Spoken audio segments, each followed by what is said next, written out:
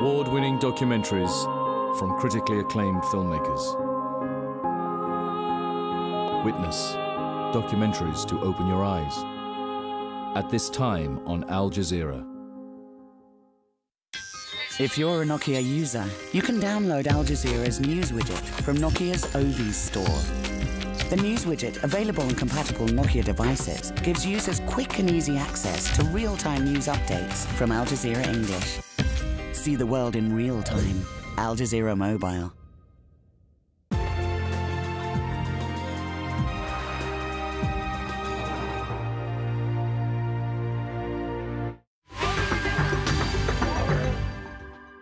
Welcome back to 101 East. This week we come to you from the Istiqlal Grand Mosque in Jakarta. After a recent spate of attacks against minority religious groups, we're asking if religious intolerance is on the rise here in Indonesia. Joining us on the panel now is Muhyiddin Junaidi from the Indonesian Council of Clerics. Yes. Also Andreas Harsono from Human Rights Watch. Thank you very much for being with us Most today. welcome. Muhyiddin, if I could start with you. Indonesia has been held up as an example of a mainly or a majority Muslim nation that's moderate and embraces diversity and democracy. But does religious freedom actually exist here? Yes, definitely. Right from the time of Indonesian independence, our country has been enjoying religious freedom. As a matter of fact, though we represent majority the Muslim, but we never claim that we are majority, and there is no state religion. We have got 6 recognized religion. It's quite different from Malaysia and United Kingdom, for example, where they adopt the system of state religion. This indicates that we enjoy full freedom in this country, and we also enjoy religious tolerance. What happened recently, it is indeed just misunderstanding. It has nothing to do with religious freedom in our country. Andreas, would you agree that it's merely a misunderstanding and nothing to do with religious intolerance in Indonesia? I have to admit that it is not. That by design, there are problems in this country. Let me give some figures. Over the last 6 years, since President Susilo Bambang Yudhoyono in power, there are more than 240 churches being closed down, and some were burned down using violence.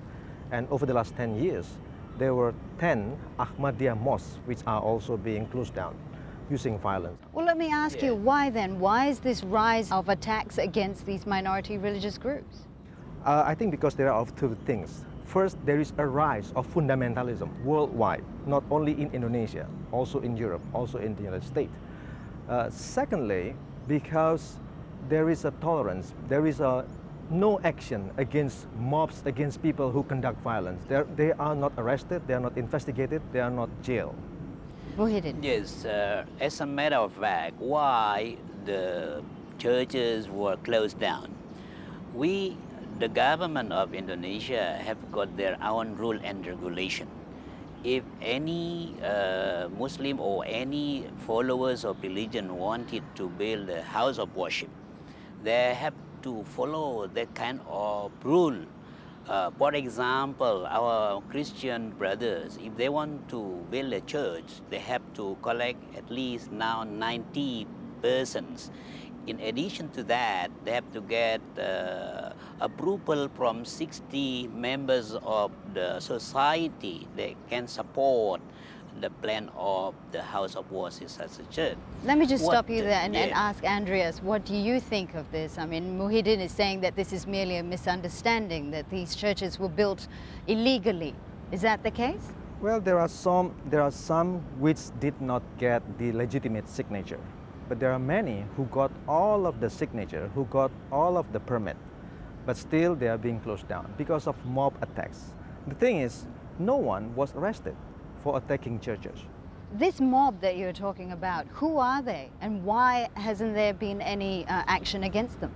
Oh, they are using a lot of organizations, the Defenders of Islam Front.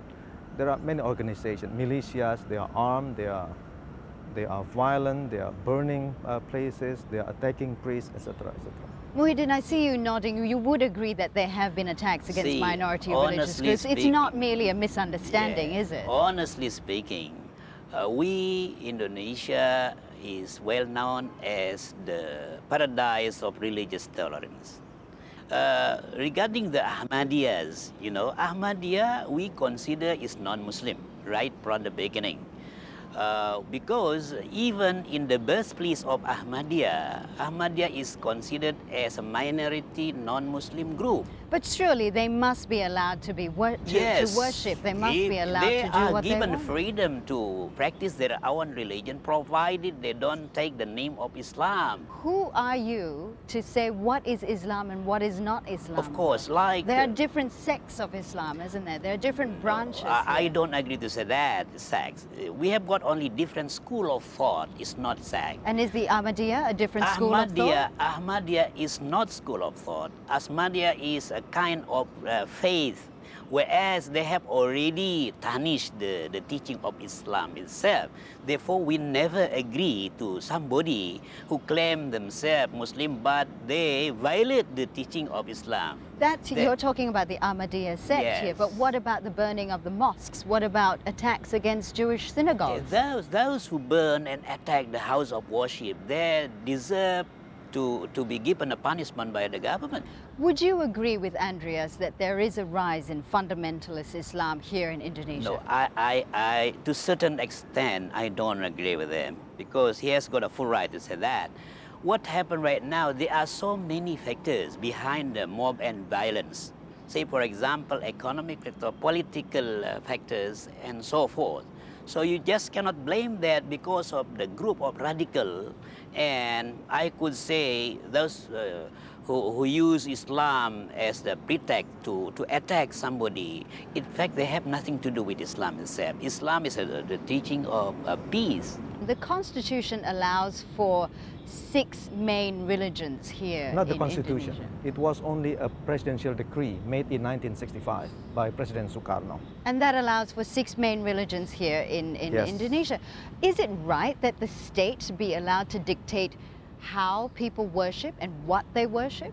I don't think the state should do that. That's why I said that by design, Indonesia is flawed, because its constitution says that there is religious freedom. But its president said that there are only 6 recognized religions. What does it mean? It means that other faiths are considered to be secondary citizens, secondary faith, to be compared with the 6th religion. And of course, there are other regulations, like the anti-Ahmadiyya June 2008 regulation. There is also this, well, they call it house of worship regulation, but in fact, it only affects the Christian churches or other minority religions. It does not affect when people building a mosque, they don't necessarily take so many signatures that have to be submitted by the neighboring area. Muhyiddin, what is your reply? No, I don't think so. Even we Muslims, if we want to build a mosque, we need to get approval from those who live around the area. See, Brother Andreas, if Muslims live in, for example, Bali Island, where we are minority there, we just cannot build a